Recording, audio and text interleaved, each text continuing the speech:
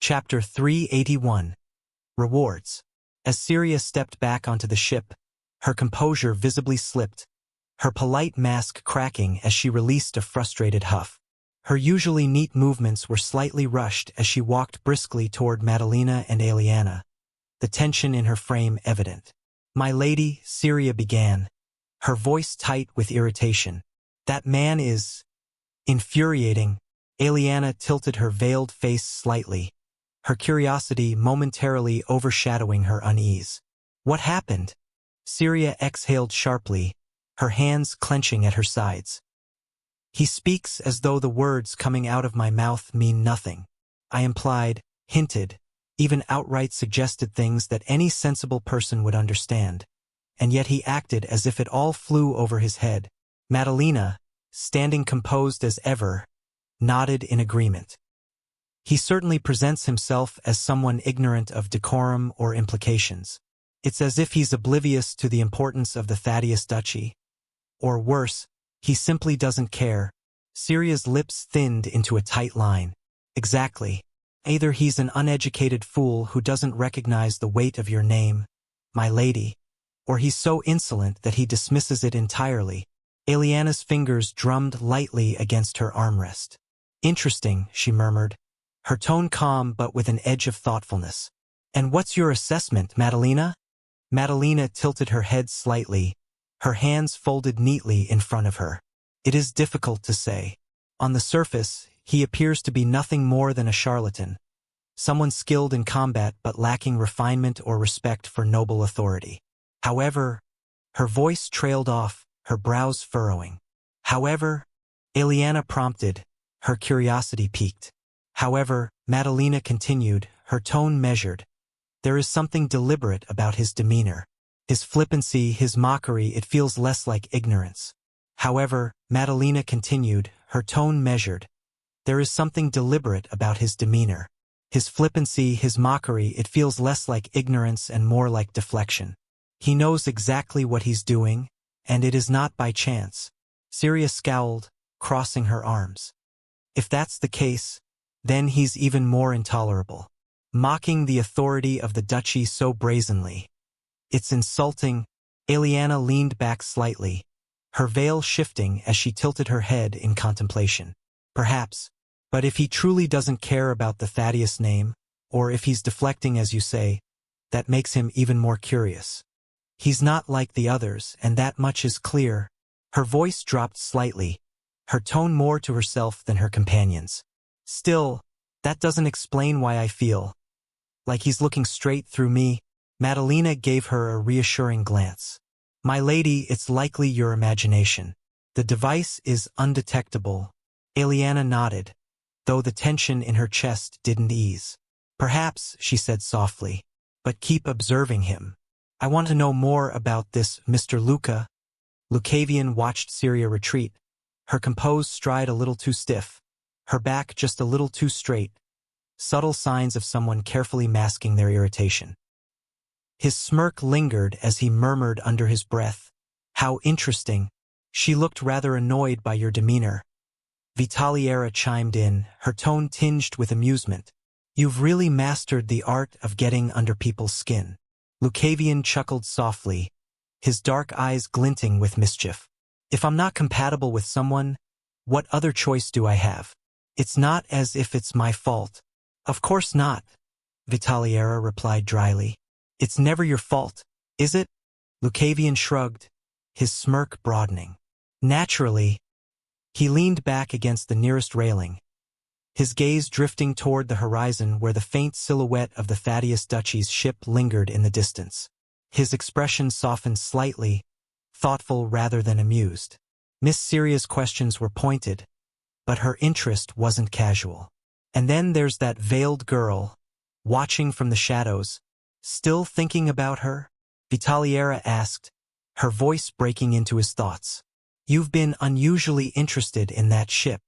"It's hard not to be," Lucavion replied inwardly. "They're playing a game, and they've chosen me as one of the pieces. I can't help but wonder what their next move will be." "Don't get too comfortable," Vitaliera warned, though her tone was light. "Watchful eyes like those rarely mean well." Lucavion's smirk returned, his eyes narrowing slightly as he glanced toward the projection device that had been used to monitor him. "Oh, I'm counting on that." As he turned back toward the camp, his posture relaxed and his stride unhurried. Vital Yara's voice echoed faintly in his mind, her tone playful but edged with sincerity. "You can't resist stirring the pot, can you?" "It's not about stirring the pot," Lucavion thought, his smirk curving into something sharper. "It's about making sure the pot doesn't boil over without me knowing why." The expedition pressed onward, the icy platforms shimmering faintly under the dimming light of the horizon. The steady rhythm of the ship's motion and the occasional hum of mana from the mages maintaining the platforms formed a backdrop to the tense quiet that had settled over the group. Lucavion used the time to center himself, his focus turning inward. The residual energy from his recent breakthrough still coursed through him, faintly volatile but undeniably potent. It was a sensation he couldn't quite describe, a newfound lightness in his body, as if the weight of his previous limits had been shed, replaced by a sharper edge of strength. Much better, he thought, flexing his fingers and feeling the subtle hum of mana responding to his will. Everything feels enhanced. Though he hadn't yet pushed his flame of equinox to its limits, he couldn't ignore the difference in its density.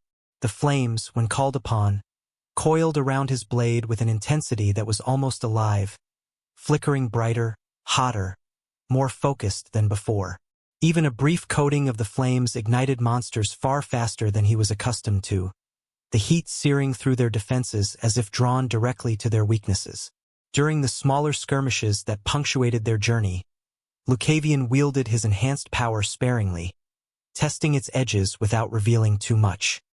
He danced through the battlefield with an ease that surprised even him, his blade slicing cleanly through the monstrous foes as though they were no more than shadows. One creature, a particularly grotesque amphibian with scaled, mucus-covered limbs, lunged at him from the side. Lucavion's estoc moved in a blur, the blade coated in a faint sheen of the flame of equinox. As it struck, the monster ignited almost instantly, the flames spreading like wildfire across its body and reducing it to smoldering embers in moments. Lucavion paused, watching the aftermath with narrowed eyes. "This isn't just stronger. It's hungrier. Your flames are different now, aren't they?" Vital Yara's voice broke through his thoughts, her tone both curious and approving. "Faster, more destructive. It's as though they're waiting for you to let them loose." "They feel denser," Lucavion replied inwardly, his smirk faint as he examined the faint flicker of flames lingering on his blade. "More refined, like they've been tempered somehow." "That's the result of the breakthrough," Vitaliera said, her tail flicking playfully in his mind. "You've pushed past your old limits, and now your power is evolving to match. But be careful, strength like this can draw attention." Lucavion chuckled softly, sheathing his estoc as he glanced toward the next wave of monsters gathering in the distance. "Attention isn't a bad thing, Vitaliera. It's what you do with it that matters." "Typical," Vitaliera muttered, though there was no mistaking the faint amusement in her tone. As the expedition continued, Lucavion settled into a rhythm, honing his new strength while keeping his true potential just beneath the surface. Each clash was an opportunity, a step toward mastering not just his power but the balance between control and chaos. The evening sky was painted with hues of deep crimson and gold, the aftermath of battle reflected in the dim glow of the horizon. The battlefield had finally quieted, the monstrous roars replaced by the faint crackle of torches and the murmur of exhausted voices. The expedition had succeeded in its objective. Countless monsters had been slain, their carcasses strewn across the battlefield or dragged off to be dealt with later. Captain Arinder stood at the center of the gathered adventurers and knights, his silver-gray hair gleaming under the flickering light of the torches. Around him were the other station leaders, their armor battered but their postures upright and commanding. Among them, Captain Edrin's presence was particularly notable. His stern expression was softened slightly by the satisfaction of a hard-fought victory. "This marks the end of today's efforts," Arinder began, his voice carrying over the tired but attentive crowd. "You've all done well. The sea routes are safer, and the monsters that threatened our trade have been culled. For now, a ripple of murmurs swept through the crowd, a mixture of relief and pride. Some adventurers exchanged glances, their exhaustion momentarily forgotten as the atmosphere shifted to anticipation. And now, Captain Edrin said, stepping forward, his voice steady but firm, "We come to the matter that most of you have been waiting for," he said as she signaled the porters to come forward. "The rewards." Chapter 382. Rewards 2. The rewards. At this, the crowd's energy surged, and even the most fatigued adventurers straightened, their eyes gleaming with interest. The rewards were the culmination of their efforts, the tangible proof of their participation and skill. The rewards will be distributed based on participation, contribution, and the monster slain, Edrin continued, his sharp gaze scanning the crowd. Each kill has been logged, and the spoils will be allocated fairly. A large ledger was brought forward by one of Edrin's aides, its pages filled with meticulous notes on the expedition's kills. Next to it was a collection of small, weighted bags, each containing the promised gold coins. Alongside the monetary rewards were a variety of materials harvested from the slain monsters: scales, fangs, claws, and other valuable parts that could fetch a high price in Stormhaven's markets. First, Edrin said, to the groups with the highest contribution. He began reading off names and group numbers, the rewards handed out with precise efficiency. Each group approached in turn, receiving their share with a mixture of pride and gratitude. Some groups were met with cheers, others with respectful nods.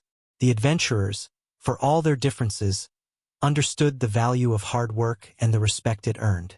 Alara and Cedric stood among the crowd, their expressions calm but their anticipation evident. Cedric glanced at Alara, his voice low. "We did well. Don't let the tension get to you." Alara nodded, her thoughts briefly wandering to her contributions during the battle. Her frost magic had been effective, and she knew she had proven herself. Not just to the others, but to herself as well. Finally, Edrin called out, "Group 4. Alara and Cedric stepped forward, their names among those listed. They received their rewards, a pouch of gold and a selection of monster materials. Cedric accepted the items, his posture respectful as he inclined his head toward Edrin. "Good work out there," Edrin said simply, his gaze lingering on Alara for a moment. She felt a flicker of pride but quickly composed herself, nodding in return. As they stepped back, another name rang out, drawing a noticeable stir from the crowd. Adventurer Luca. The young man stepped forward, his scarred face calm but his black eyes gleaming with quiet intensity. His cat rested on his shoulder, its white fur pristine even after the chaos of battle. Whispers rippled through the crowd as Lucavion approached, his reputation from the day preceding him. Irinder watched him closely, his expression inscrutable. The ledger's aide handed Lucavion his reward, an unusually heavy pouch of gold and a selection of high-grade materials. It was clear his contributions had been substantial. "Your performance exceeded expectations," Irinder said, addressing him directly. "If this is your standard, you'll find no shortage of opportunities in Stormhaven."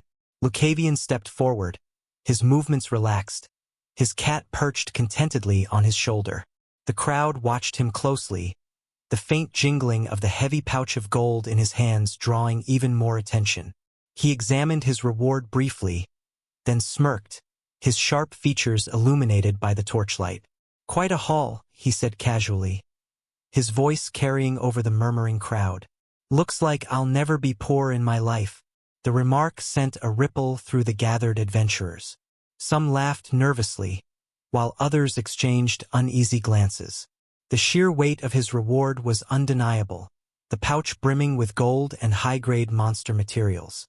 Whispers spread like wildfire, the disbelief palpable. "His haul is bigger than even the rank 5s. How is that possible? He's just a D-rank. That guy's a butcher, plain and simple," someone muttered, shaking their head. "Did you see him out there? He was cutting through monsters like they were nothing." Despite the awe in some voices, others carried a sharper edge of envy. For adventurers, survival often hinged on gold and resources.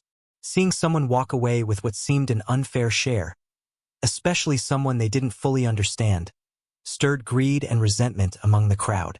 It didn't take long for objections to arise. This doesn't make sense. A burly man from the first group of the fourth station stepped forward, his face twisted with indignation. His comrades murmured in agreement, their gazes fixed on Lucavion's reward with thinly veiled greed. Why does he get so much? We've been killing monsters all day, working our asses off, and our share isn't even close to that. Exactly. Another chimed in, his tone sharper. We're from the first group, and we haven't even seen this guy fight. How do we know he isn't just riding on someone else's work? Lucavion's smirk didn't falter. He turned slightly, his black eyes scanning the dissenters with calm amusement, as if their outburst was little more than an expected inconvenience. His cat yawned lazily, entirely indifferent to the tension building in the crowd. Captain Arinder raised a hand, his commanding presence cutting through the commotion like a blade. Silence, he barked, his voice carrying the weight of authority. The murmurs subsided instantly, and the adventurers turned their attention to him. Arinder's gaze was cold as he addressed the protesters.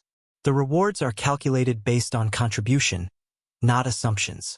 If you had been paying attention, you would have seen the man's performance on the field. He didn't just fight, he dominated. But, the burly man began, only for Arinder to cut him off with a sharp glare. You doubt the records? Arinder's tone was icy, his eyes narrowing. Every kill was logged and accounted for. Are you suggesting we fabricated the numbers? The objectors hesitated, their expressions wavering. Challenging a captain of Arinder's stature wasn't a risk most adventurers were willing to take. He was in the fourth station, wasn't he? Another adventurer piped up, their voice laced with suspicion. Why haven't we seen him? Captain Edrin, standing nearby, stepped forward, his voice calm but firm. Because he fought in the central section, where the heaviest waves were concentrated. While you were handling the perimeter, he was cutting down the beasts flooding the station's core. Without his efforts, the fourth station wouldn't have held. The crowd fell silent, the weight of Edrin's words sinking in. Those who had fought near the central section of the station nodded in quiet agreement, their expressions a mixture of respect and wariness. Lucavion shrugged nonchalantly, the smirk on his lips never fading. Seems like the numbers speak for themselves, he said, his tone light but cutting. Arinder's gaze swept over the crowd, his voice ringing out once more. You've all done well today, but let me remind you, this isn't just about gold or materials. It's about survival. Each of you contributed to this victory, and each of you will be rewarded accordingly. If you can't stomach the idea of someone outshining you, then perhaps you're in the wrong line of work. The dissenters shrank back, their grumbles fading into uneasy silence. The tension in the air began to dissipate as the rest of the adventurers turned their attention back to their rewards, their excitement outweighing their lingering jealousy. Lucavion, meanwhile, pocketed his reward with a satisfied nod.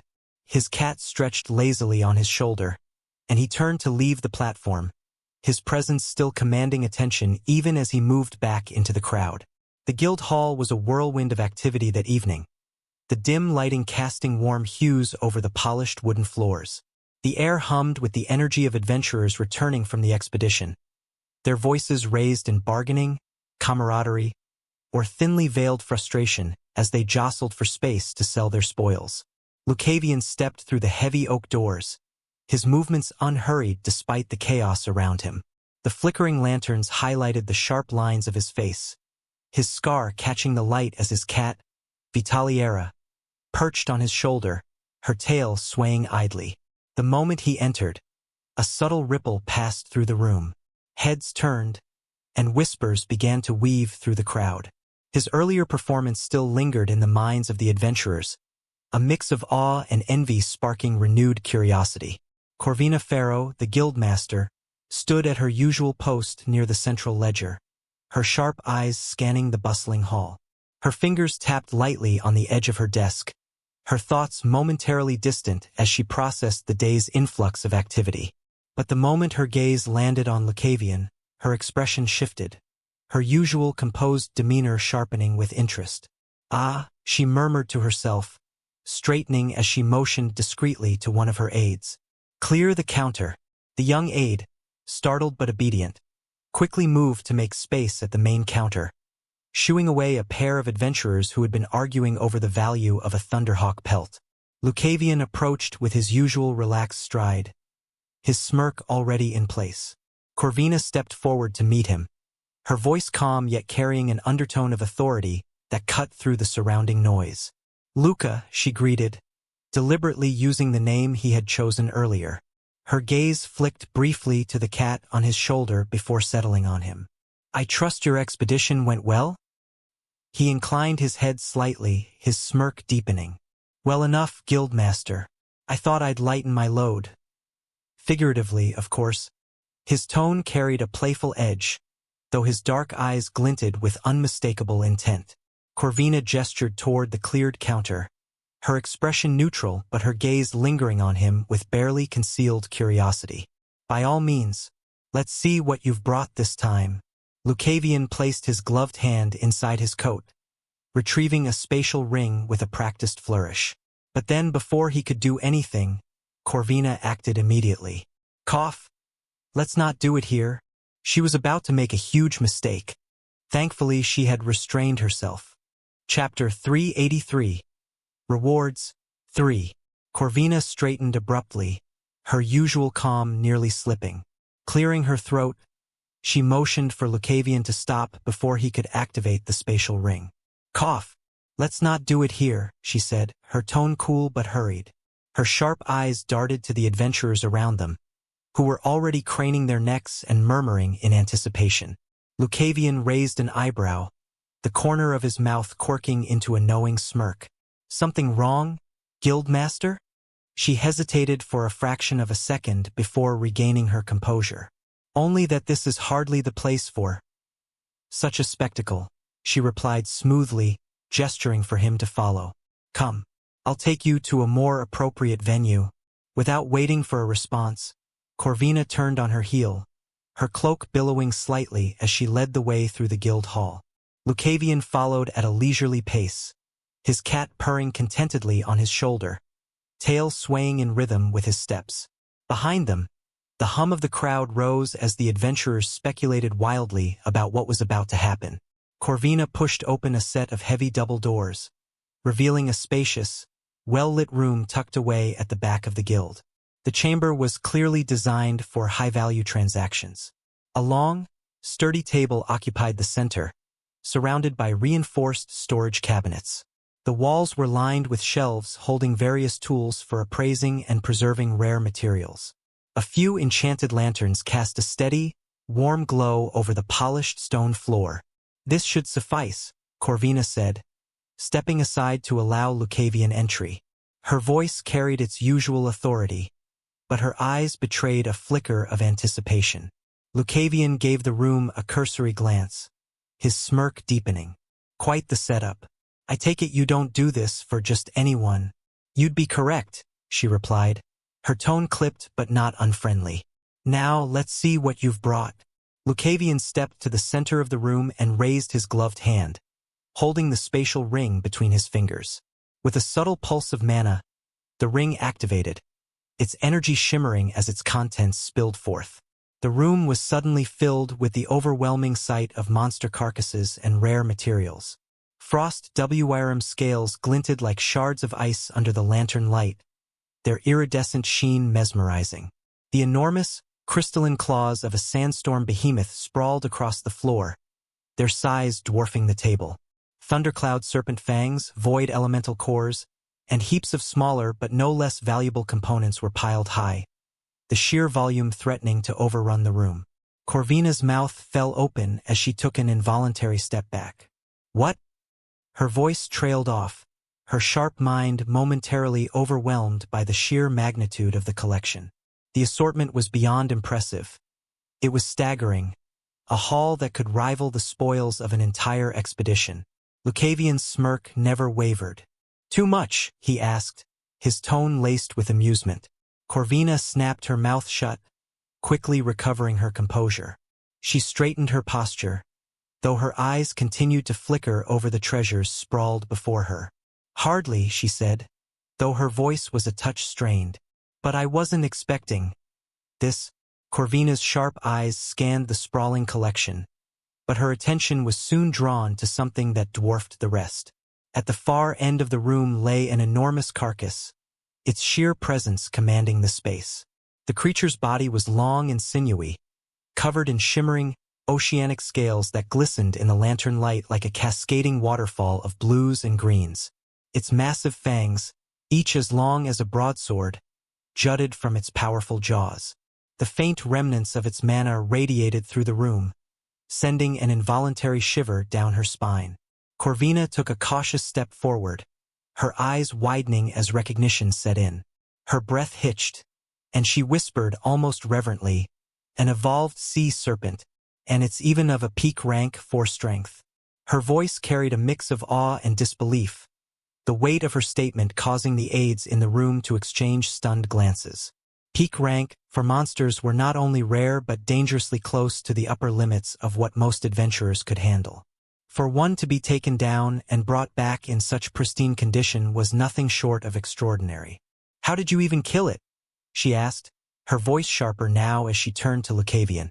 Her disbelief was palpable, her usually composed demeanor giving way to genuine curiosity. Lucavion gazed at the enormous carcass, the shimmering scales of the evolved sea serpent reflecting faintly in his dark eyes. He stepped closer to the creature, his movements unhurried, and then turned back to Corvina, his expression unreadable. "That one," he said, his voice calm but firm, "is not for sale. Least not yet." Corvina blinked, her sharp gaze narrowing. "Not for sale?" she echoed, her tone carrying a mix of curiosity and incredulity. "You brought it here, Luca. Why would you hold it back?" Lucavion's eyes gleamed with a faint edge of amusement.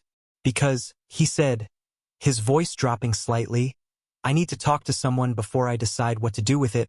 Corvina tilted her head, her mind already racing. "Talk to someone? That's unexpected." She studied him closely, searching for any hint of deception in his tone or demeanor. "And who might that be?" she asked cautiously. Lucavion folded his arms, his cat purring contentedly on his shoulder as if completely unbothered by the gravity of the discussion. "It wasn't just me who brought this serpent down," he admitted. "There was someone else involved. Without their help, I wouldn't have been able to kill it."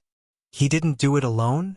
Corvina's thoughts flickered with intrigue, her respect for Lucavion tempered slightly by this new revelation. "So, even someone like him has limits. Interesting. And who is this mysterious helper?" she asked, her tone carefully neutral. Lucavion's smirk returned, though it was softer now, almost contemplative. "Did someone named Elara come to the guild recently?" The name sparked something in Corvina's memory, and she frowned slightly, her sharp mind sifting through the influx of adventurers she'd encountered over the past few days. "Elara, that does sound familiar." Her gaze flicked away from Lucavion as she delved into her thoughts. And then it clicked. That girl. The one with the striking frost magic. Elara and her knight, Cedric, wasn't it? Corvina straightened, her expression sharpening as she looked back at Lucavion. Elara and Cedric. Yes, I remember them. They came in yesterday to log their participation in the expedition. They stood out, not just because of their skills, but because there was something extraordinary about them. Lucavion nodded, his smirk deepening slightly. Then you've met her. It was thanks to Elara that I was able to kill the serpent. Corvina raised an eyebrow, curiosity flickering in her gaze. I see. She must have made quite the impression on you if you're giving her credit for this. Lucavion shrugged, his tone casual. It's not a matter of impression, Guildmaster. It's a fact. Her frost magic snared the serpent and kept it from retreating back into the ocean. Without that, I wouldn't have had the chance to strike the killing blow. Corvina crossed her arms, tapping her fingers against her elbow as she processed his words. So this Elara isn't just skilled. She's strategic.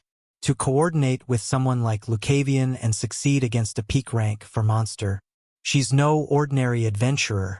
I see, she said finally, her voice steady but thoughtful.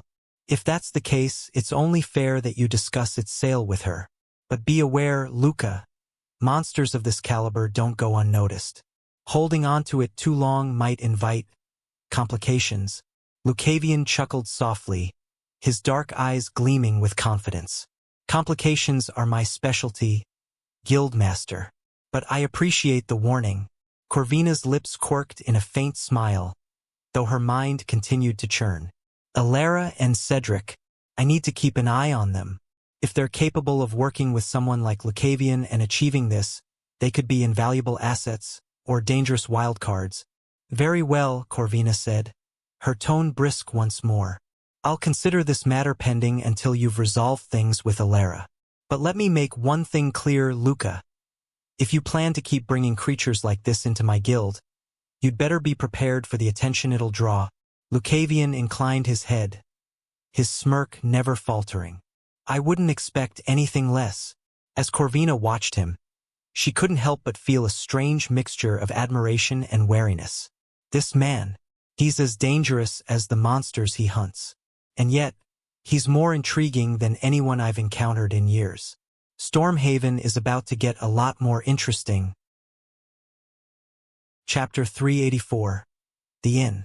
The inn by the sea was a vision of luxury compared to the rough accommodations Alara and Cedric had endured before the expedition. Its polished wooden floors gleamed under the warm light of lanterns, and the air carried a faint scent of salt and lavender. Waves crashed softly outside, their rhythm a soothing counterpoint to the gentle murmur of other patrons enjoying the inn's comforts. Alara sighed contentedly as she leaned back in her chair by the window, savoring the faint breeze that wafted through the slightly open shutters. For once, her body felt lighter, the promise of a clean bath and a plush bed lifting her spirits after the grueling battle. The weight of exhaustion still clung to her limbs, but it was the good kind, the kind that came with the satisfaction of having earned her rest. Cedric, however, sat across from her in silence. His broad shoulders were hunched slightly, his gaze fixed on the table in front of him. His sword leaned against the wall by his side, untouched since they'd arrived. He looked bothered, and the tension in his posture was unmistakable. Alara's brows furrowed slightly as she watched him. She didn't need to ask what was wrong. She already knew. The duel. The memory of it was still fresh in her mind. The way Luca had moved with a precision and ease that was almost inhuman. His every strike deliberate and devastating. Cedric, for all his strength and training, had been completely outclassed. Even she, with her limited knowledge of swordsmanship, had seen it. Cedric, Alara said gently, breaking the silence. You can't keep dwelling on it. Cedric's head lifted slightly, his gaze meeting hers briefly before dropping back to the table.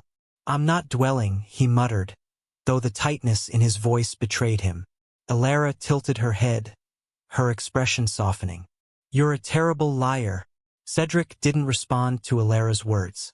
He couldn't. His jaw tightened, his fists clenching on the table as if anchoring himself in place. The memory of the duel replayed in his mind with agonizing clarity. The moment Luca's blade was at his neck, the faint smirk on his face, and the low, condescending voice that echoed in his ears. Remember your place. That single phrase, uttered with such cold certainty, cut deeper than the blade ever could. It wasn't just the loss that stung. It was the way Luca had looked at him, like he was something insignificant, a mere obstacle in his path. That gaze, sharp and piercing, felt like a judgment Cedric couldn't overturn, as if it declared that he would never measure up. His body had refused to move under Luca's presence, and that was the worst part. For someone who prided himself on strength, on discipline, on the years of relentless training he'd endured, being rendered powerless was a humiliation he couldn't shake. I'm fine, Cedric finally muttered, his voice low and clipped, though it was clear even to himself that the words rang hollow. Alara didn't press him, but her concerned gaze lingered. The vividness of the scene refused to leave him. Every detail, the faint hum of the blade as it grazed his skin, the predatory glint in Luca's pitch-black eyes, and the weight of his own failure, was burned into his mind. He felt a wave of anger rise in his chest, hot and consuming. But beneath the anger was something else, something more unsettling. Loss. For the first time, Cedric felt like he was floundering in unfamiliar waters. He had always been confident in his abilities, always sure of his place as a knight candidate of the Valoria dukedom. Yet Luca had shattered that certainty with frightening ease. Am I really that weak? He thought, the question gnawing at him like a parasite. And then there was the scene at the reward distribution earlier that day. Cedric had tried to stand tall beside Alara as they received their share. He had wanted to focus on their accomplishments, on how they had fought together and proven themselves.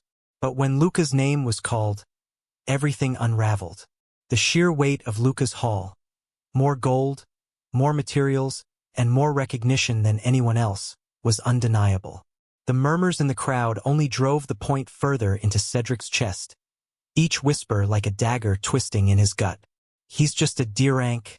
That guy's a butcher. His haul is bigger than the rank 5s. Cedric had clenched his jaw so tightly that it ached, his knuckles white as he gripped the pouch of gold in his hand. The disparity between their rewards felt like a glaring reminder of his inadequacy. How could he not feel the resentment, the bitter anger at being so thoroughly outdone? Yet mixed with that was something he couldn't admit to anyone, not even himself. A faint, gnawing envy. How does he do it? Cedric thought bitterly. What makes him so different? So much better? Now, sitting across from Alara in the quiet luxury of the inn, Cedric couldn't shake those feelings. The waves crashing softly outside did little to soothe the storm within him. He wanted to smash the table, to scream, to do something to drown out the voice in his head telling him he wasn't enough. But he didn't. Instead, he simply stayed back. And to that, Alara let out a slow, exasperated sigh, her patience wearing thin as she watched Cedric remain locked in his brooding silence. She was tired, bone-deep exhaustion tugging at her limbs after the battle and the long day that followed. She'd thought that the comfort of the inn and the promise of a warm bath would help them both relax. But clearly, Cedric wasn't about to let go of his self-imposed misery anytime soon. And honestly, she didn't have the energy to deal with it. Fine, she muttered under her breath, rising from her seat with a determined motion. If Cedric wanted to sulk, so be it. She wasn't going to waste her evening playing therapist to a grown man who couldn't pull himself out of his funk. Crossing the room with purposeful strides, Alara approached the reception desk. Behind it stood a middle-aged receptionist with a polished demeanor and a welcoming smile. The elegant surroundings of the Ocean's Rest Inn, with its dark mahogany counter and subtle marine-themed decor, exuded the kind of sophistication Alara had been hoping for when she'd chosen it. "I'd like to pay for a room," she said, her voice crisp as she pulled her pouch of gold from her belt. "The best one you have, for 2 people. The receptionist's smile widened as she dipped her head respectfully. "Of course, Lady Adventurer. You've chosen wisely. Our top-tier suite includes private bathing facilities, a chef-prepared meal delivered to your room, and access to our exclusive massage service." "Perfect," Alara replied, her tone already softening at the thought of a hot bath and high-quality food. "How much?" The receptionist quoted the price, and Alara didn't flinch as she counted out the necessary coins. For once, their earnings from the expedition felt like money well spent. As the receptionist handed her the key, Alara felt a flicker of anticipation. She'd heard glowing recommendations about the Ocean's Rest Inn from local adventurers, about its luxurious private baths, meals fit for nobility, and staff trained in massage techniques that could work miracles on even the most battle-worn bodies. Carrying the key, she turned back towards Cedric, who was still seated where she'd left him. His hands were folded on the table, his head bowed slightly as he stared at the polished wood in front of him, lost in thought. Alara's brow twitched as a flicker of annoyance bubbled in her chest. "Cedric," she said, her tone sharper than before as she approached him. When he didn't respond, she dropped the key onto the table with a decisive clink. "We're staying in the best room here," she said firmly, crossing her arms. "It's got a bath, food, and massages. You can sulk all you want after you've cleaned up and eaten something." "Got it?" Cedric blinked, finally looking up at her. There was a flicker of surprise in his eyes at her directness, but he didn't argue. Instead, he gave a slow nod, his expression softening just enough to show he understood. "Good," Alara said, snatching the key back from the table. "Now let's go. I didn't pay for luxury just to stand around waiting for you." Without waiting for a response, she turned and headed toward the staircase that led to their room, her steps steady and resolute. Behind her, Cedric sighed, rising to follow her without a word. Maybe, she thought, this would be the reset they both needed. Alara emerged from the bath feeling like an entirely different person. The warm water, scented with lavender oils, had done wonders for her aching muscles and frayed nerves. Her skin glowed faintly, the tension in her shoulders all but gone as she donned a fresh set of clothes.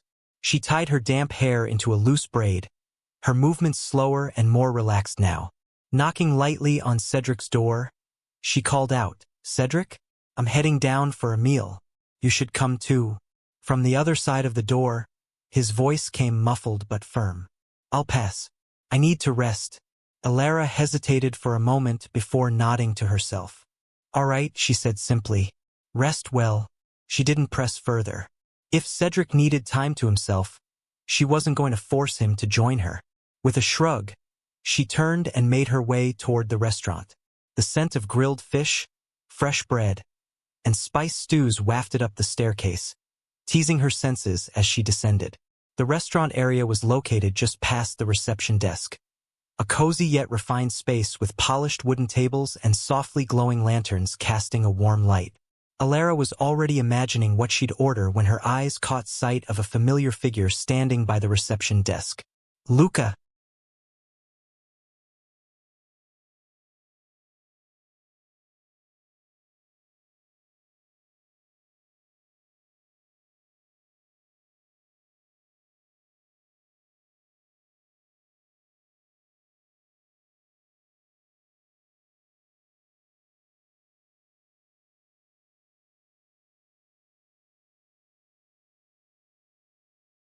Chapter 385. "Would you like to dine?" "Luca," she blurted out, stopping mid-step. There he was, leaning casually against the counter, his coat slightly askew as if he'd just arrived. The white cat perched on his shoulder seemed utterly at ease, its luminous fur catching the warm light of the inn's lanterns. Luca turned his head at her voice, his dark eyes gleaming with a faint amusement that seemed to be his default expression. "Well, if it isn't the Frost Mage," he said, his tone light as his lips curled into a smirk. "Fancy meeting you here." Alara crossed her arms, recovering quickly from her surprise. "I could say the same to you. What are you doing here?" Luca straightened slightly, the faint jingling of the coins in his pouch audible as he shifted. "What does it look like?" "I'm renting a room. A place like this seemed fitting after the day we had." His cat yawned, its tail flicking lazily as if to emphasize the point. Alara glanced at the receptionist, who was counting out keys for him, and then back at Luca. "You've got expensive taste," she remarked, tilting her head. "Didn't think you were the type." He shrugged, his smirk widening. "When you earn the biggest reward of the expedition, why not indulge a little? Besides," he added, his voice lowering just slightly, "even I need a good rest, you know." Alara narrowed her gaze, her arms crossing tighter over her chest. "Did you follow me here?" Luca blinked, and then his smirk widened into a full grin. "Miss Frost Mage, for what reason would I follow you here?" She raised an eyebrow, her tone skeptical. "Maybe because you're interested in me?" His grin turned almost wolfish as he leaned casually against the counter, his dark eyes glinting with amusement. "Miss Alara, you're really putting quite an importance on yourself. Do you honestly think I'd do such a thing?" Alara huffed, her posture stiffening. Well," Luca continued smoothly, gesturing with a slight flourish of his hand. "Considering you're this beautiful, it's partially understandable that you'd think that way. You must have had quite a lot of offers." The unexpected compliment caught Alara off guard, but she quickly masked her reaction, though a faint pink dusted her cheeks. "I have had my fair share," she admitted, her voice even as she nodded slightly.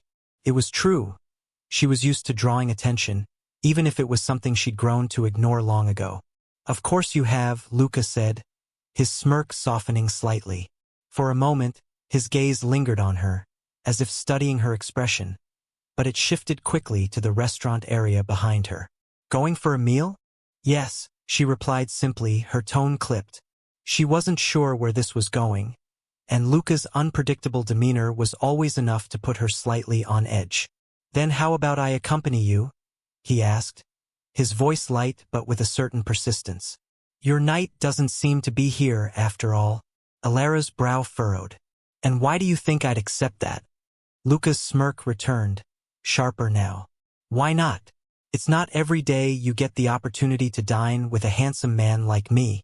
Alara rolled her eyes, though a small, reluctant smile tugged at her lips. Handsome? You're awfully full of yourself. Confidence, Luca corrected, his tone teasing. You should try it sometime. It's quite liberating. Alara's lips twitched upward into a faint smirk as she arched an eyebrow at him. So when you do it, it's confidence, but when I do it, you're really putting quite an importance on yourself. She retorted, her tone sharp but playful. Luca froze for a moment before breaking into a hearty laugh, his voice echoing through the inn's reception area. A few of the staff glanced their way, but he didn't seem to notice or care. Touché, he said, grinning at her. What can I say? One's standard is another's hypocrisy. Alara couldn't help the small chuckle that escaped her. At least you're self-aware. Luca gave her a mock bow, his grin undiminished. It's one of my many charms. She rolled her eyes but found herself smiling despite her best efforts. There was something disarming about him. His confidence, his sharp wit, the way he carried himself with an ease that made the world's chaos seem far away. And, if she was honest with herself, she needed the levity. Her smile faded slightly as another thought came to her, a more serious one. She straightened her posture and cleared her throat, her tone softening. Luca, there's something I need to say. He raised an eyebrow, his amusement giving way to curiosity. Oh, what's this? Are you about to confess your undying gratitude for being in the presence of my magnificence? Hardly, she shot back, though the corners of her lips twitched again. Her gaze grew more serious as she continued. I need to apologize for what Cedric did earlier. At the mention of Cedric, Luca's expression shifted, his smirk thinning but not disappearing entirely. Oh, that. What about it? It was rude, Alara said firmly, her eyes meeting his. Cedric was out of line. Even if you provoked him after, it was still him who started it, and he had no right to treat you that way. Luca regarded her for a moment, his gaze unreadable. Then he shrugged lightly, the smirk softening into something less sharp. Rude, maybe, but I'm used to it. People like him tend to see someone like me as a threat. It's nothing new. That doesn't make it right, Alara insisted, her grip tightening slightly on her staff. I'm his charge, and as such it reflects on me too. So, I'm sorry. Her sincerity seemed to catch Luca off guard, his expression softening further. For a moment he said nothing, and when he finally spoke, his voice was quieter. You don't need to apologize for someone else's pride, you know. I know, she replied, her voice just as soft. But I'm doing it anyway. Luca chuckled, shaking his head slightly. You're an odd one, Frost Mage. Better than being predictable, she quipped, her smile returning. Fair point, he conceded, his grin widening again. So, does this apology come with a free meal? Or am I still paying for my own? Alara sighed dramatically, her hands on her hips. Fine, consider it my treat. But only this once. Oh, generous and entertaining. Luca's grin widened into something almost wolfish as he leaned against the counter, one hand resting lightly on the edge. It seems I've hit the jackpot, he said, his tone dripping with playful satisfaction. Alara let out a soft laugh, shaking her head as she started toward the restaurant. Don't push your luck, she warned lightly, though there was no bite in her words. Luca fell into step beside her, his coat swaying slightly with his movements. The white cat on his shoulder flicked its tail, its bright eyes scanning the room with a disinterested air. As they entered the dining area, the soft murmur of conversation and the clink of cutlery on plates greeted them. The restaurant was cozy yet refined, its polished wood and warm lighting creating a welcoming atmosphere. A server approached them with a bright smile, guiding them to a small table by the window. The sea was visible beyond the glass, the moonlight casting silvery ripples over the waves. Luca pulled out a chair with an exaggerated flourish, gesturing for Elara to sit. "Your throne, Miss Frostmage," he said with a mock bow. Elara rolled her eyes but sat down, her lips twitching upward despite herself. I am," Luca replied as he settled into the chair opposite her, his grin as irrepressible as ever. The server returned shortly after, menus in hand. "Welcome," she said warmly. "Is it your first time dining with us?" Both Elara and Luca nodded. "In that case," the server continued, her smile growing, "may I suggest our specialties? We have a fresh sea-based dish tonight, prepared with herbs and butter, alongside a seasonal vegetable medley. Or, if you prefer something heartier, our slow-roasted lamb is very popular." Elara glanced at Luca, who gave a casual shrug. "We'll go with whatever you recommend," she said, deciding it was easier than overthinking it. "Make it 2 of your best," Luca added with a faint smirk. "And something sweet for dessert." The server chuckled softly. "Of course. I'll bring your drinks shortly." With a polite nod, she disappeared into the kitchen, leaving the 2 of them alone. Elara leaned back slightly, her fingers tracing the edge of her staff, which she'd rested against the table. "You seem pretty comfortable for someone who's just wandered into a high-end inn." Luca raised an eyebrow, resting his chin on one hand. "Comfort's a state of mind," he said simply. "And besides, it's not every day I get invited to dinner by someone so particular." Particular? Elara echoed, her tone somewhere between curious and wary. "Well, let's just say I'm not used to people apologizing on behalf of their overly dramatic nights," Luca said with a teasing lilt. "It's refreshing." Elara sighed, though the faint smile on her lips betrayed her amusement. "You really don't let anything go, do you?" "Not when it's this entertaining," he admitted, his smirk widening again. The night was still young. Chapter 386. "Would you like to dine?" 2. Elara rested her chin lightly on her hand, watching Luca as he leaned back in his chair, his relaxed posture somehow managing to command attention even in this quiet setting. She could still hear the soft crash of the waves outside, a soothing backdrop to their conversation. "You really are particular, Mr. Luca," she said, her tone teasing but tinged with curiosity. "Everyone's eyes were on you when you were getting your haul earlier. It was hard not to notice." Luca's smirk widened as he tilted his head slightly, his dark eyes gleaming with amusement. "Luca? Elara raised an eyebrow. "Call me Luca," he repeated, his voice soft yet firm, the playful edge never quite leaving his tone. Elara hesitated for a moment before nodding. "All right, Luca." The name felt oddly familiar on her tongue, as if they'd known each other far longer than they had. "And you?" She paused, her lips twitching faintly. "You may also call me Elara." Luca's smirk softened into something almost genuine, and he leaned forward slightly, resting his elbows on the table as his gaze met hers. "Elara," he said slowly, as though testing the weight of her name. "A beautiful name for a beautiful lady." Elara's cheeks warmed, though she quickly masked her reaction with a roll of her eyes. "You really are something else, aren't you?" she muttered, shaking her head slightly. "Do you practice flattering people, or does it just come naturally?" "It's a gift," Luca said with mock seriousness, placing a hand over his chest. "Though I'll admit, it's easier when the subject is worth complimenting." She couldn't help but laugh softly, her earlier frustrations melting away in the face of his relentless charm. "You must have quite a bit of practice, then." "Practice makes perfect," Luca quipped, his grin returning full force. Elara sighed, her smile lingering despite herself. "You know, if you weren't so insufferable, you might actually be likable." Luca chuckled, raising an eyebrow. "Oh, I'm plenty likable. You just haven't realized it yet." Elara mused, her tone skeptical but playful. "We'll see about that." The conversation flowed easily, the tension of the day fading as they continued to banter. Despite herself, Alara found that she didn't mind Luca's company. He was infuriating, yes, but there was something undeniably disarming about him.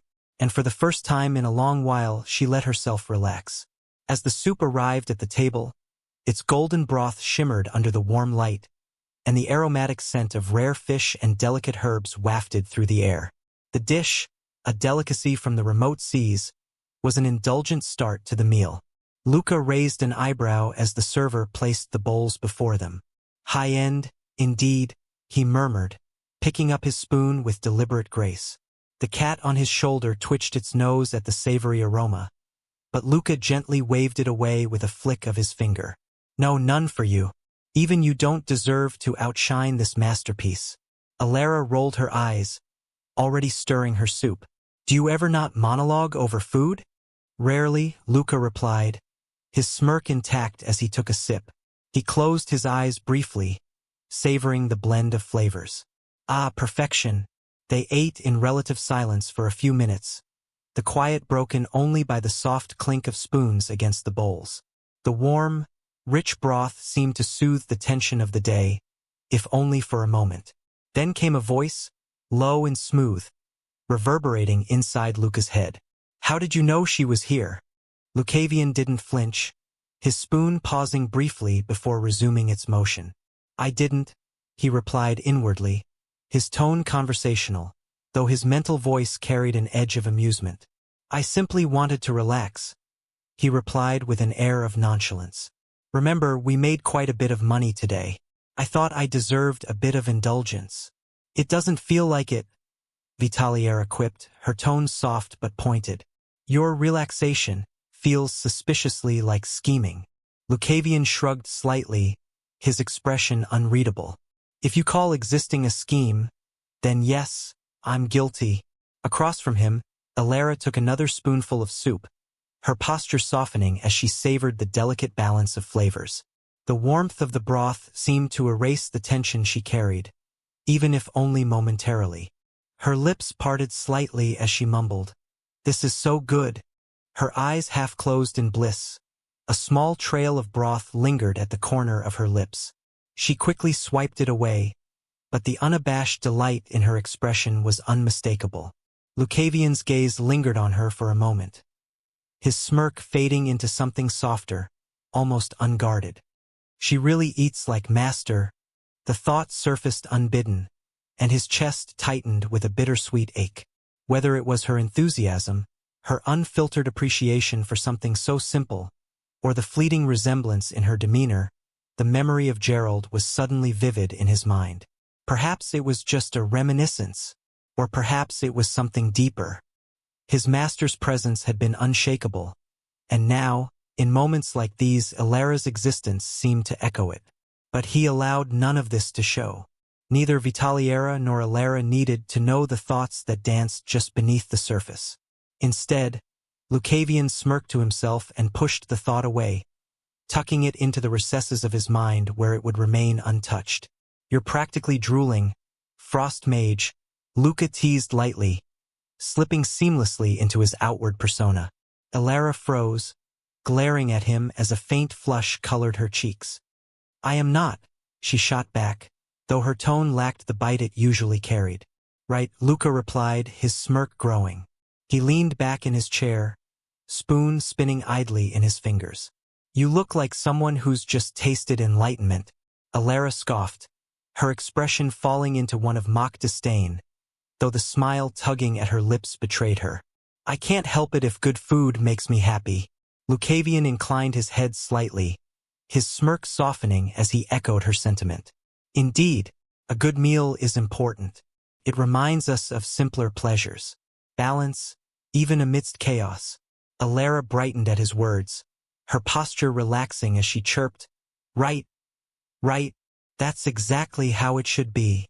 Without hesitation, she resumed her meal with renewed enthusiasm, the warm soup vanishing rapidly under her spoon.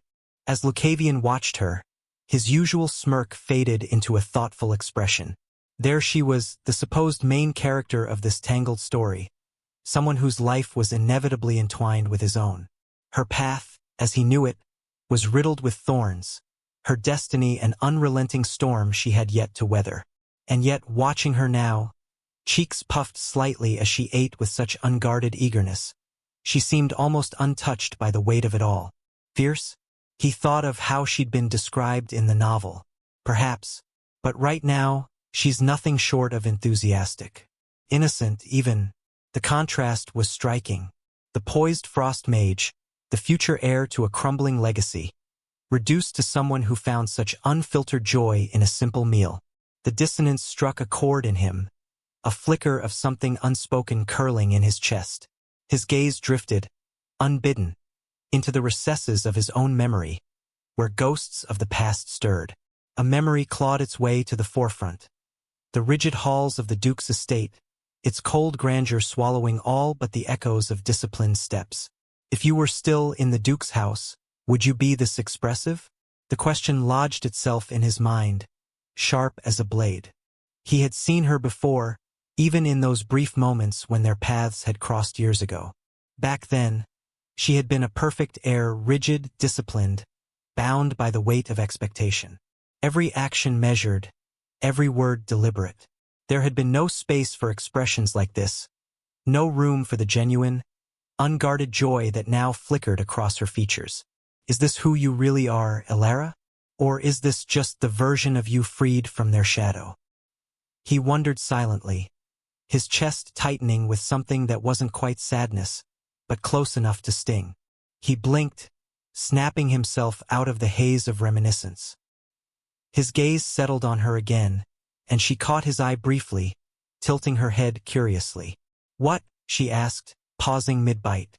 Luca's smirk reappeared instantly, the practiced mask sliding into place. "Nothing. Just wondering if I should order more at this rate. You're devouring that like you haven't eaten in weeks." Elara scowled, though the faint blush returned to her cheeks. "I'm savoring it," she corrected indignantly. "There's a difference." "Of course there is," Luca teased lightly, leaning back in his chair. "Please, continue. It's a performance worth every coin." She rolled her eyes but returned to her meal with a huff. Lucavion's smirk lingered, though his thoughts remained rooted in the past, the edges of his mind tinged with a quiet unease he refused to show. Chapter 387. Would you like to dine? 3. Elara stirred her soup absently, her thoughts scattered. She couldn't quite place what she was feeling, but it was unusual, foreign. Even, something about the way Luca's gaze lingered on her, sharp and unflinching, sent a faint heat creeping up her neck. Shy, she thought, the word startling her. It didn't feel right, didn't fit the walls she'd built around herself over the years. She was no stranger to attention, having grown used to being observed and judged since she was a child. But this was different. Her fingers tightened around her spoon, the warmth of the broth doing little to combat the sudden fluttering in her chest. Why is he looking at me like that? Every time she dared to glance up, his dark eyes were there, meeting hers with a calm intensity that made her pulse quicken. And yet, there was nothing inherently invasive about his gaze. It wasn't leering or prying. It was simply present. Too present, like he could see right through her. She quickly dropped her gaze back to her soup, her spoon clinking softly against the bowl. The feeling wasn't unwelcome. Exactly. It was just unfamiliar. Unnerving, even. She hadn't felt like this in years. Not since. Elara shook her head lightly, banishing the thought before it could take root. No, I won't think about that. Just then, the waiter approached with the next course, setting down plates with an elaborate flourish. The dish was unusual. A creature with curled, segmented legs neatly arranged around a central body. The aroma tantalizing but the appearance startlingly alien. Elara blinked at it, tilting her head slightly as she took in the sight. "What is it?" she asked, her tone cautious. The waiter smiled warmly, clasping their hands together. "Ah, this is one of Stormhaven's most famous delicacies. The tidecrawler. Caught fresh this morning, steamed to perfection, and served with our signature spiced butter." I guarantee you'll love it. Alara and Luca exchanged skeptical glances. Luca leaned forward slightly, inspecting the dish with mild apprehension. It looks like something that crawled out of a gate, he muttered, his tone low enough for only Alara to hear. Alara snorted softly, a reluctant smile tugging at her lips despite herself. It does, doesn't it? The waiter, oblivious to their private exchange, beamed at them. Enjoy. Let me know if there's anything else you need. As the waiter left, Alara picked up her fork, eyeing the tidecrawler with suspicion. Well, here goes nothing, she muttered, cutting off a piece of the creature's soft, glistening flesh and dipping it into the butter. Luca followed suit, though his movements were slower, more deliberate. They both hesitated for a moment before taking their first bites. The flavor was unexpectedly rich and delicate, a perfect balance of brine and spice that melted on the tongue. Okay, Alara admitted after swallowing. That's surprisingly good. Agreed, Luca said, nodding slightly. Though I'm still not convinced it's not from another plane. Alara chuckled, but the sound faded as she glanced at him again. He was eating with his usual ease, his gaze occasionally flicking to her with that same unrelenting intensity. She felt it again, that strange, unsettling familiarity that made her chest tighten. Why does he look at me like that? She wondered. And more importantly, why does he feel so familiar? She had dismissed the notion before, chalking it up to her imagination. But now, sitting across from him under the warm glow of the inn's lanterns, the feeling resurfaced, stronger than ever. It wasn't just the way he looked at her. It was something deeper, a resonance she couldn't explain. Her thoughts spiraled, searching through fragments of memories, trying to piece together why this man, a stranger in most senses, felt as though he'd been part of her life before. Is the meal that interesting?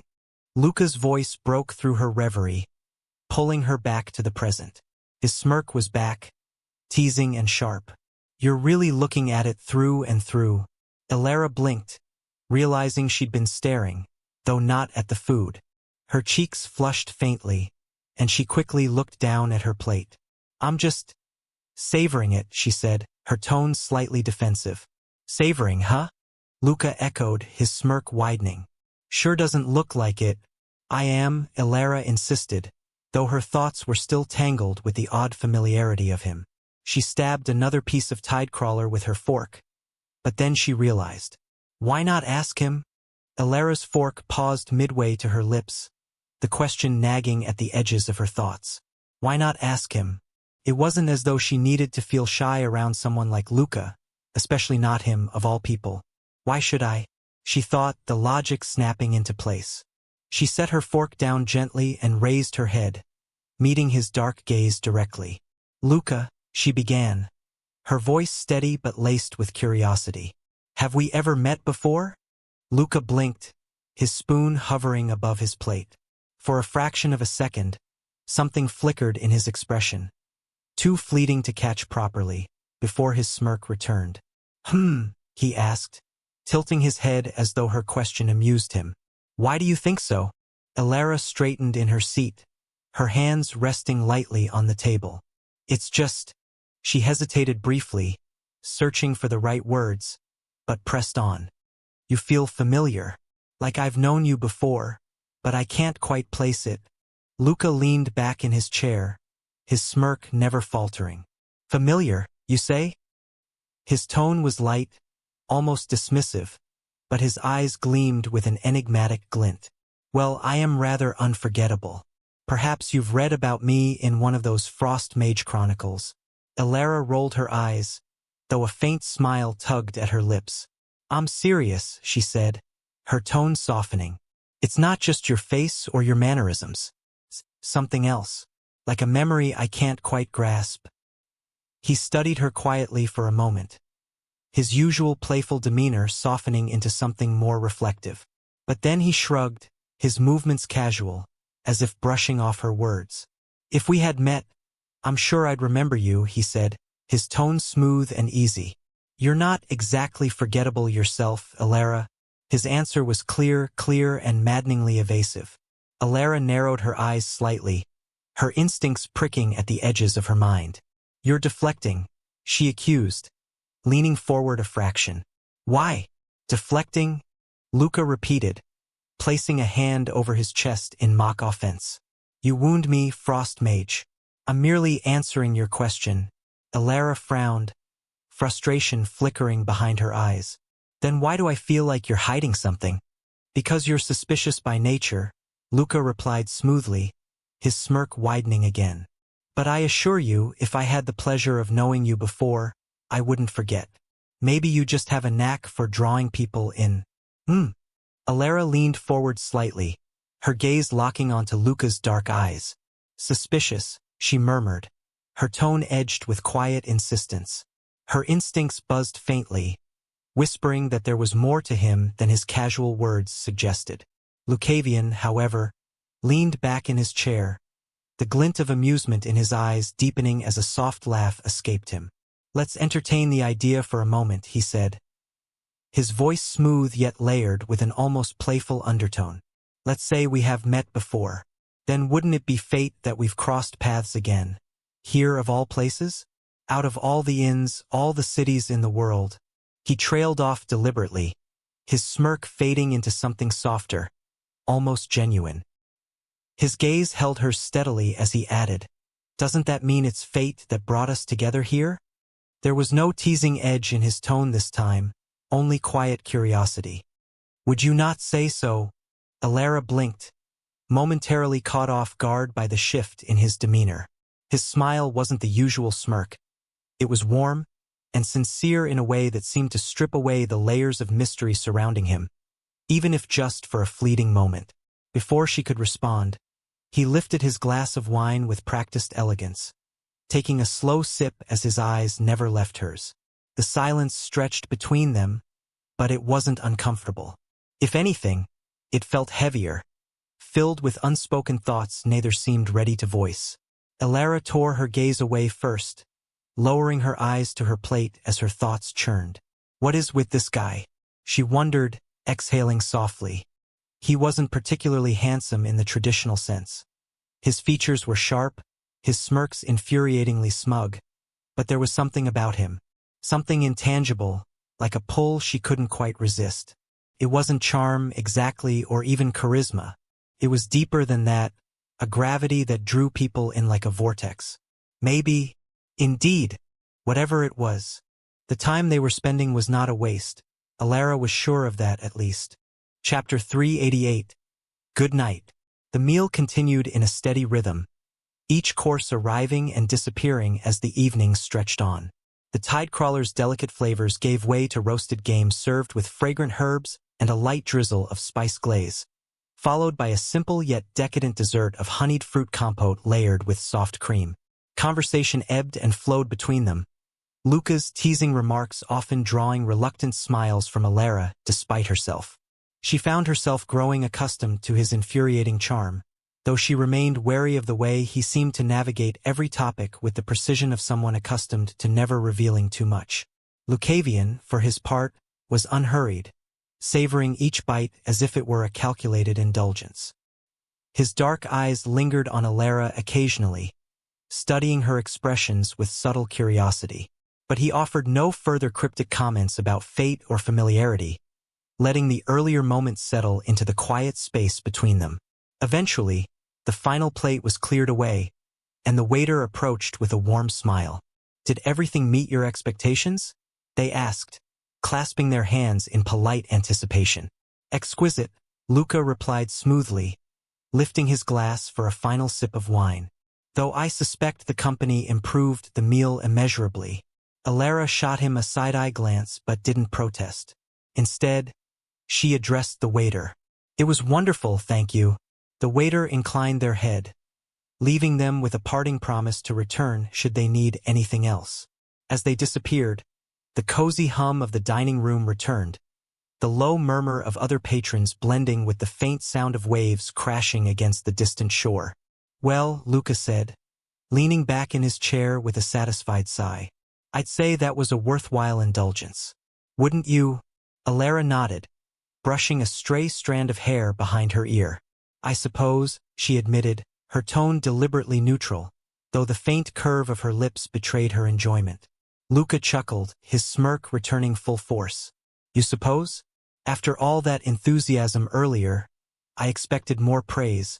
Don't push your luck, Alara replied, shaking her head, though she couldn't suppress a small laugh. It was good, really good. But I won't inflate your ego further by pretending it was because of you. Ah, Frost Mage, Luca said with a mock sigh, you wound me.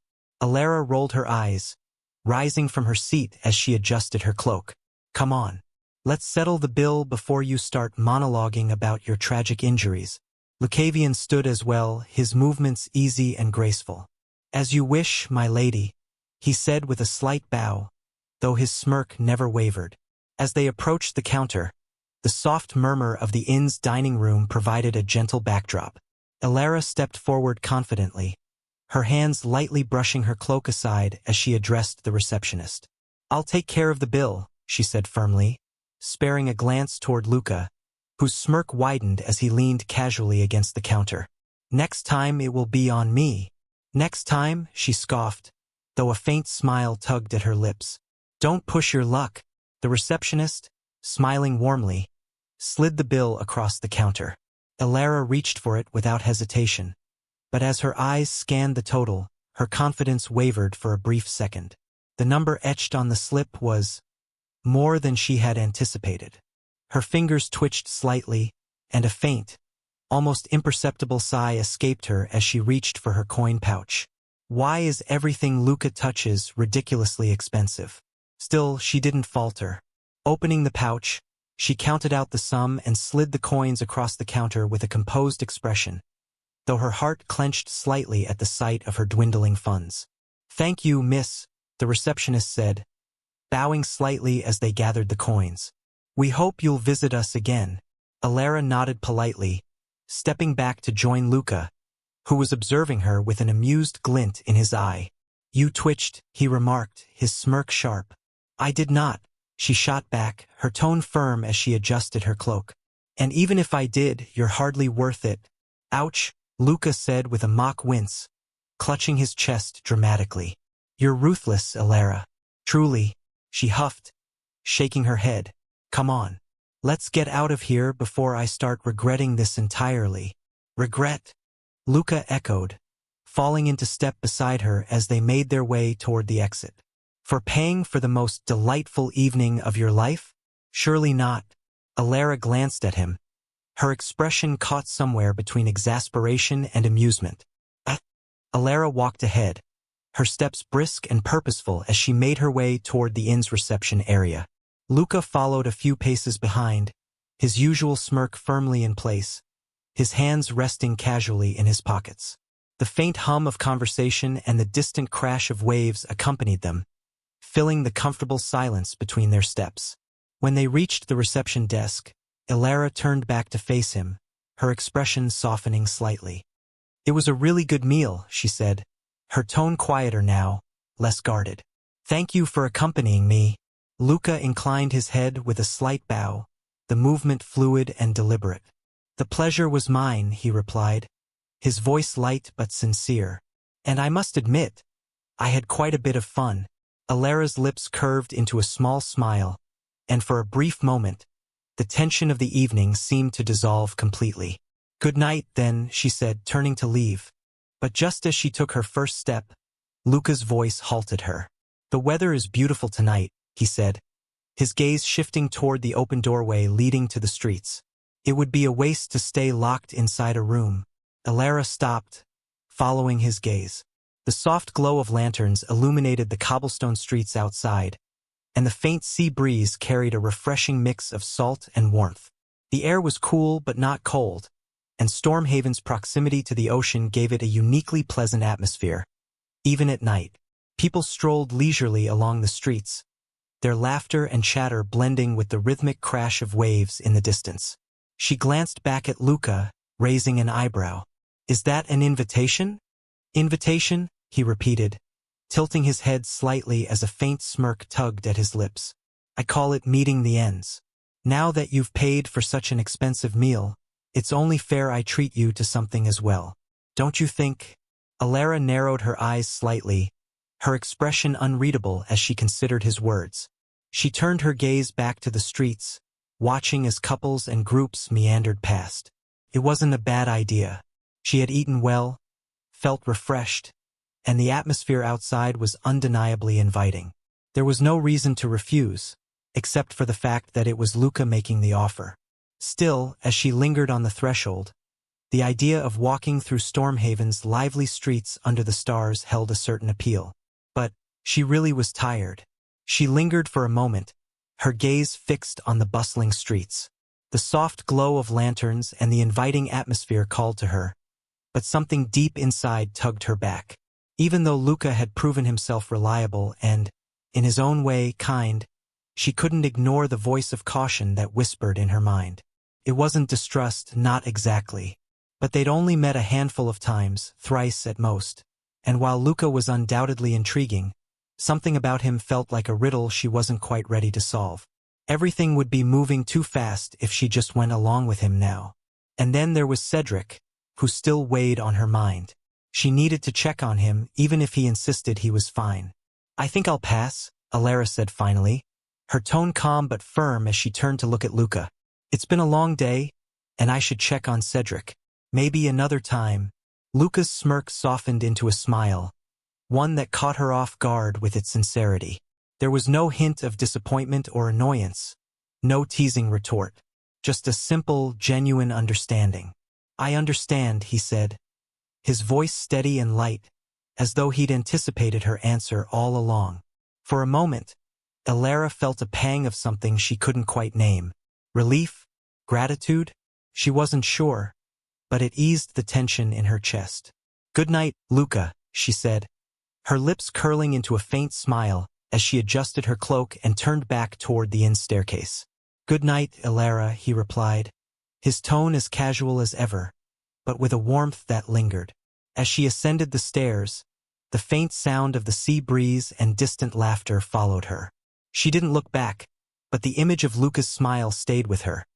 A smile that was strangely devoid of the sharp edges she'd grown accustomed to. For a moment, she wondered what had been behind it. Had he truly wanted her to refuse? Reaching her door, Alara paused briefly before entering. She still felt curious about the enigmatic swordsman, but for now, her focus had to remain on what mattered most. Rest, recovery, and ensuring Cedric was all right. Anything else could wait. Chapter 389. Good night, 2. Lucavion lingered in the reception area for a few moments after Alara disappeared up the staircase. The faint sound of her steps faded into the soft hum of the inn's nighttime activity, leaving him alone with his thoughts. He stretched lightly, the easy smile on his face giving way to a more reflective expression as he turned and ascended the stairs at a leisurely pace. He didn't follow immediately. Instead, he gave her the space she deserved, content to take his time. After all, he had also rented the highest quality room in the inn, the finest they had to offer, positioned conveniently close to Alara's. It was an indulgence, sure, but Lucavion never saw indulgence as a vice. Comfort, in moderation, was a luxury worth savoring. As he reached the landing, his footsteps silent against the polished wood, his thoughts shifted inward. "Well, it seems your daughter has some sense of safety in her, master," he mused, a faint flicker of amusement tugging at the corner of his lips. His invitation earlier had been more than just a casual suggestion. Of course, a part of him genuinely wanted to enjoy the night air and perhaps engage in a meaningful conversation with Alara. But another part, a quieter, calculating part, had wanted to observe her decision. Alara, the central figure of this tangled romance fantasy world, had a magnetic pull. Many men would, and did, pursue her, drawn not only by her beauty but by the strength and complexity that made her stand apart. But Lucavion knew men too well, understood their desires and motivations with a clarity born from years of experience. Not everyone was as honorable as they seemed, and beauty often attracted not only admiration but opportunism. A sense of restraint and an awareness of one's own safety was not only a strength, it was a shield, one that could mean the difference between thriving and suffering in a world as ruthless as this. "It's a cruel truth," he thought, his expression darkening slightly. Restraint is important for everyone, but the ones most often burned by its absence are women. It's not fair, but fairness has never been a staple of this world. Alara's refusal tonight, her clear decision to prioritize caution and her responsibilities, had impressed him more than she might have realized. It spoke of a sharp mind and a sense of self-worth that were vital, particularly for someone whose life was bound to grow more complicated with every step. Reaching the corridor, Lucavion moved past her room, his footsteps measured and light. He didn't linger but allowed himself a brief glance at her closed door before continuing to his own. A faint smile returned to his face as he turned the key and stepped into the lavish room he'd claimed for himself. As he removed his coat and set it neatly on the back of a chair, he let his thoughts settle. You've got potential, Frost Mage. Let's hope you hold on to that sense of safety. This world has a habit of testing it. Just as Lucavion set it onto the chair, the quiet of the room was disrupted by a sudden, weightless movement. In a blur of sleek fur and a flicking tail, Vitaliera landed gracefully on his shoulder, her luminous eyes gleaming with mischief. Her tail curled lazily around his neck as she tilted her head to regard him, an unmistakable smirk in her gaze. You look rather contemplative, Lucavion, she teased, her tone carrying a sing-song lilt. Disappointed you didn't get to spend the night with your little crush. Lucavion let out a short laugh, leaning back and shifting slightly to balance her weight more comfortably. She's not my crush, he replied smoothly, his tone light but firm. Vitaliara's tail flicked, her smirk deepening. You were awfully smiley for someone who's not smitten. He raised an eyebrow, his expression perfectly composed. I'm always smiley, he countered with a shrug. That doesn't mean I'm harboring secret feelings for everyone I meet. Of course, she drawled, her voice dripping with mock innocence. But I couldn't help but notice how very sincere your smile was tonight, quite unlike your usual smirks. Lucavion sighed, giving her a pointed look. You read too much into things, Vitaliera. Smiling doesn't equal pining, doesn't it? She quipped, her ears twitching as she leaned closer, her voice dropping to a conspiratorial whisper. You seemed very invested in her decision tonight, though. He met her gaze, unflinching, as he reached up to give her an affectionate but firm flick on the ear. Invested, yes. Curious, definitely. But that's because she's intriguing, not because I'm fawning over her. Vitaliera huffed softly, flicking her tail again as she perched more securely on his shoulder. If you say so, but you might want to check that beating thing in your chest. It doesn't always follow orders, you know? Lucavion smirked, his tone playful but edged with a quiet finality. Thanks for the advice, but I think I know my own heart better than you do. Do you, though? She replied, her tone lilting with amusement as she hopped lightly down to the armrest of his chair. Her tail swayed idly as she looked up at him with a knowing gleam. Because sometimes, I think you're the last one to notice what it's up to. He chuckled, shaking his head as he moved toward the window. The cool moonlight bathed the room in a soft glow, and he gazed out at the distant ocean, his expression thoughtful. I notice plenty, Vitaliera. Lucavion shrugged off the remainder of his attire, the finely tailored shirt slipping from his shoulders to reveal a sculpted frame honed through years of relentless training and battle. His muscles, lean but powerful, bore faint scars, silent reminders of a life lived on the edge.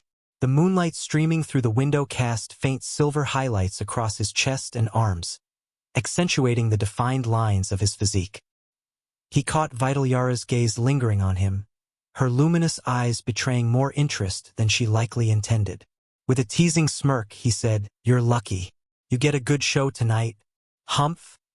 Vitaliera huffed, turning her head as though unimpressed, but her tail swished in a way that gave her away. She flicked her ears dismissively but couldn't resist a final glance, her gaze darting back to him for a brief second before she looked away again.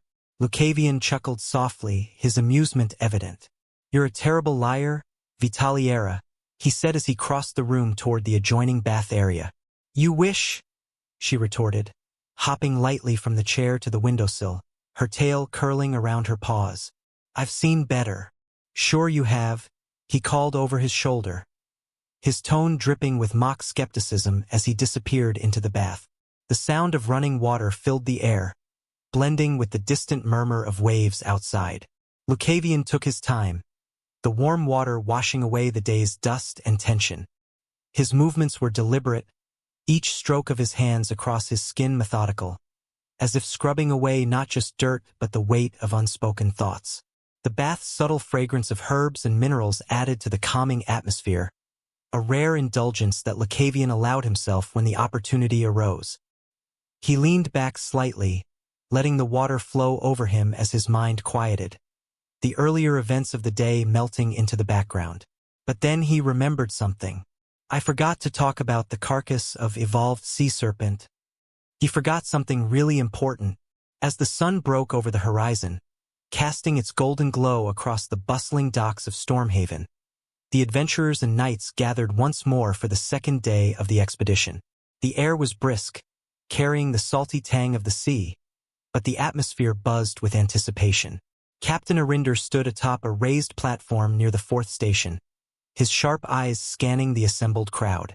Behind him, a group of knights awaited his orders, their polished armor gleaming in the early morning light. The events of the previous day lingered heavily in his mind, shaping his decisions for the day ahead. He raised a hand, silencing the low murmurs of conversation. Yesterday, the fourth station held its ground admirably. He began, his voice carrying with practiced authority. Many of you demonstrated skill, courage, and the ability to adapt under pressure. However, as with all battles, there is room for refinement. Arinder's gaze flicked briefly to Lucavion, standing among the other adventurers with his usual calm demeanor, the white cat perched comfortably on his shoulder. Then to Alara and Cedric, who stood a short distance away, Cedric's hand resting lightly on the hilt of his sword, while Alara listened intently. I've reviewed the reports from yesterday's engagements, Arinder continued, his tone measured. It has come to my attention that while one evolved sea serpent was brought down in the central area, another was felled near the western flank. The latter was handled by two adventurers from this station, Adventurer Luca and the frost mage, Alara. A ripple of murmurs spread through the crowd, many glancing between the two named individuals with newfound interest. Alara's cheeks tinged with a faint blush, but she held her composure. Cedric stiffened slightly beside her, his expression unreadable. Arinder raised a hand again, silencing the whispers. This is not a common achievement. Evolved monsters of that caliber are not easily slain, even by experienced teams. Such a feat suggests not only individual skill but also the potential for synergy between combatants. He stepped forward, his sharp gaze settling first on Lucavion, then on Alara and Cedric. Which is why, for today's operation, I am making adjustments to the team structure. Adventurer Luca, Alara, and Cedric, you will be grouped together. The announcement drew mixed reactions. Some adventurers murmured with envy, while others nodded in approval, recognizing the logic behind Arinder's decision. Lucavion, as always, remained composed, though a faint smirk tugged at the corner of his lips. Alara glanced briefly at Cedric, who gave her a reassuring nod, though his gaze lingered warily on Lucavion. Arinder's voice cut through the noise. Your team will be positioned at the central flank today. You've proven capable of handling high-level threats, and that area will require both power and precision. Work together, and we'll push this wave back like the last. With that, Arinder stepped down from the platform, signaling for the adventurers to begin organizing into their assigned groups. The morning bustle resumed, though many still cast curious glances toward the newly formed trio. Chapter 390, Second Wave. Alara stood still for a moment, absorbing Captain Arinder's words. Her gaze flicked between Cedric, whose expression was as tense as she'd expected, and Lucavion, whose smirk carried its usual air of infuriating confidence. The murmurs from the other adventurers filled the air, but Alara barely registered them. Her thoughts churned, a mix of concern and excitement bubbling beneath the surface. Fighting at the central flank, she thought, her fingers brushing the hilt of her staff. The memory of yesterday's battle flashed through her mind. how the frost magic she'd trained for years had finally felt alive, purposeful. Her spells had struck true, carving paths through chaos. She'd improved and she could feel it. Fighting alongside Luca again, even if she wouldn't admit it aloud, sounded exciting. A faint smile tugged at her lips as she let the thought settle. I've come this far. Why not push further? But then her gaze shifted to Cedric. His jaw was tight, his posture rigid. She knew him well enough to see the faint tension in his eyes, the lingering frustration that hadn't faded since his duel with Luca. It wasn't just the loss that weighed on him. It was the unspoken challenge of being grouped with the very person who'd bested him. Alara sighed softly, nudging him with her elbow. "Cedric, you all right?" she asked, keeping her tone casual. He blinked, glancing at her as though pulled from a distant thought. "I'm fine," he said quickly, though his voice carried an edge of unease. "You don't look fine," she countered, her brow furrowing. "Listen, if this is about the grouping, it's not," he cut in, his tone firmer now. "I'm just focused. That's all." Alara studied him for a moment, then nodded. "All right, just remember, this isn't about proving anything to anyone. We're a team, Cedric. We've got this." His expression softened slightly at her words, though the tension didn't fully leave his posture. "I know," he muttered, his grip on his sword relaxing marginally. Satisfied for now, Alara turned her attention back to Lucavion. He stood a short distance away, his white cat perched lazily on his shoulder, surveying the gathering crowd with an almost regal air. His dark eyes caught hers briefly, and his smirk deepened, as if he already knew exactly what she was thinking. "He's really annoying," she thought, shaking her head, but her faint smile returned nonetheless. Fighting alongside Luca wasn't just an opportunity. It was a challenge, and one she found herself oddly looking forward to. His unorthodox style, his uncanny precision. It pushed her to adapt, to rise above her limits. Yesterday's battle had been proof of that. As the groups began forming around them, Alara adjusted her staff, a spark of anticipation lighting in her chest. "Let's see how far I can go."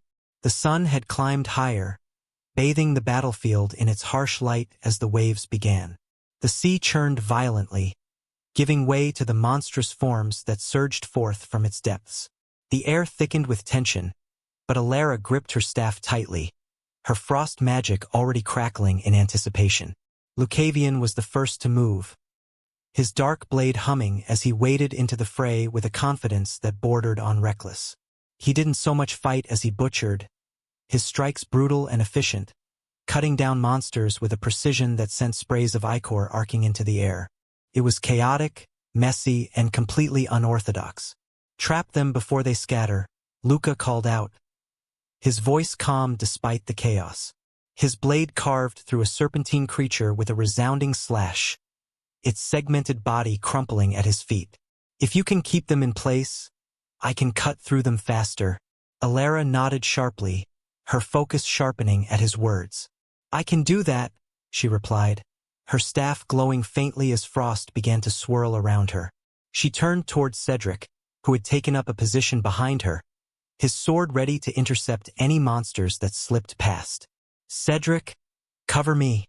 "Always," Cedric said firmly, his gaze steady. He positioned himself carefully, his shield angled to guard Alara as she prepared her magic. The waves of monsters surged closer, their snarls and guttural roars filling the air. Alara planted her staff firmly on the icy platform, her fingers tracing intricate patterns in the air as she began to cast. Frostvine Snare, 2-star spell. Frost shot out in curling tendrils, snaking around the limbs of the nearest monsters. Crack snap, the icy vines locked them in place, freezing their movements as they struggled against the unyielding frost. Lucavion wasted no time. He surged forward, his blade carving a path through the immobilized creatures. Each strike was swift and deliberate, his movements almost surgical despite the raw brutality of his attacks. Alara turned her attention to the next cluster of monsters, her mana flaring as she prepared another spell. Glacial Edge Barrage, 2-star spell. A volley of jagged ice shards erupted from her staff, hurtling toward the advancing wave. Whoosh thunk. The shards pierced through their targets, freezing their limbs and leaving them vulnerable to Lucavion's relentless assault. Perfect, Luca called, his smirk audible even amidst the chaos. Keep that up, Alara. Alara spared him a brief glance, her heart racing as she saw how seamlessly their efforts combined. It wasn't just efficient, it was exhilarating. She refocused, her staff glowing brighter as the frost around her intensified. Meanwhile, Cedric held the rear with unwavering resolve. Every time a monster slipped through, his sword was there, striking with precision. His shield bore the brunt of the attacks, deflecting blows meant for Alara as she continued casting. Alara! Behind you! Cedric shouted, his blade flashing as he intercepted a creature lunging toward her. The clash of steel echoed through the battlefield, and Cedric dispatched the monster with a swift strike. Alara nodded, her grip tightening on her staff. Thanks, she muttered, already channeling her next spell. The other adventurers, positioned around them, began to notice the rhythm of their trio. While Cedric and Lucavion handled direct combat, Alara's frost magic provided crucial support. Her spells not only trapped monsters for Lucavion but also shielded weaker adventurers from being overwhelmed. Your magic's covering the whole flank, one of the adventurers called, his tone both impressed and relieved. Keep it up, Frost Mage. Alara didn't reply, too focused on maintaining her momentum.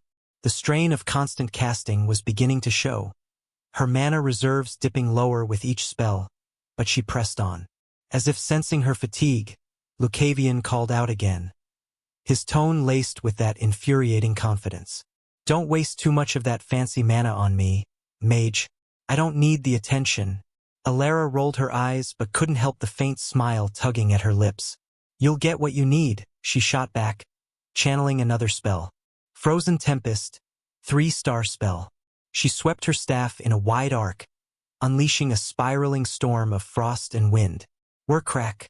The tempest engulfed the advancing wave, slowing their movements and forcing them into tighter clusters. Lucavion capitalized on the opening immediately. His blade glowed faintly with dark energy as he launched himself into the thick of the immobilized creatures. Slash. Thud.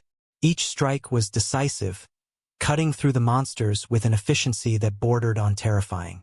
Cedric, ever the sentinel, continued to guard Alara's back. His shield deflected another blow, the sharp clang, ringing out as he shoved the attacker away with a growl. How much longer can you keep this up? He asked, his voice tight with effort. Long enough, Alara replied, though her voice wavered slightly.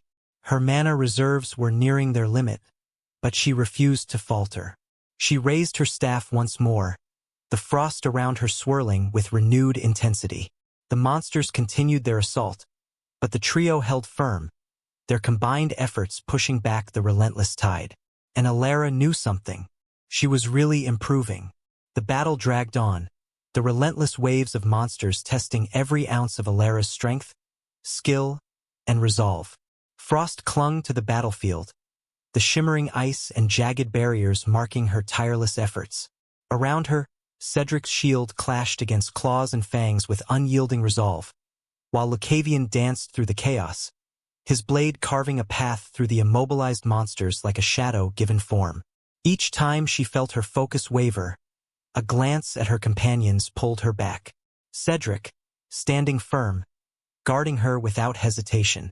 Lucavion, fighting with that maddening blend of precision and recklessness, pushing the monsters back with ruthless efficiency. They trusted her magic, and she would not fail them. Last push, Cedric barked, his sword flashing as he cut through another advancing creature. We're almost clear. Alara gritted her teeth, channeling her remaining mana into one final spell. Frozen Cascade, 3-star spell. She thrust her staff forward, releasing a torrent of icy shards that cascaded across the battlefield. Whoosh crash. The frost engulfed the remaining monsters, freezing them in place before Lucavion's blade finished the job. The last of the monsters fell, their guttural roars fading into silence. The battlefield was eerily still, the only sound the heavy breathing of the adventurers who had survived the wave. Around them, the remnants of frost and ichor painted a grim but victorious picture. Alara lowered her staff, her arms trembling from the strain. The glow of her magic faded, leaving behind an almost oppressive silence. Her legs felt like they were made of lead, and the world around her seemed to tilt as exhaustion hit her like a crashing wave. Ugh, she murmured, swaying slightly before her knees buckled. She collapsed onto the icy platform, the cold seeping into her skin as she gasped for air. Alara! Cedric's voice was sharp with concern as he knelt beside her, his shield clattering to the ground. Are you all right? Speak to me. I'm fine, she managed, her voice barely above a whisper. Her staff lay beside her, forgotten for the moment as she tried to catch her breath. Just tired. Cedric's brow furrowed, but he nodded, clearly relieved that she was conscious. You pushed yourself too hard. That was incredible work. But you need to rest. Alara nodded weakly, too drained to argue. Who would have thought that being in the middle of the formation would be this hard? She had trained for years, but nothing could have prepared her for this relentless intensity. You really went all out, didn't you? Lucavion's voice cut through the haze of her thoughts, his tone as maddeningly casual as ever. He approached, his blade resting on his shoulder, and glanced down at her with a faint smirk. Guess that's what happens when you insist on showing off. Alara groaned, her annoyance bubbling up even through her fatigue. Just shut up, she muttered, her words weak but still laced with irritation. But before she could retort further, something happened. Boom! An explosion occurred. Swoosh! Splaz! Followed by a sound of splashing, and an eerie feeling enveloped everyone. What? With a shadow cast over their bodies. Hello everyone. We now have a Discord server. Join us for faster updates, discussions about your favorite novels, and exclusive Discord-only content. Don't miss out. See you there. Scan the QR code on the screen or enter any of the displayed links into your browser to join our Discord.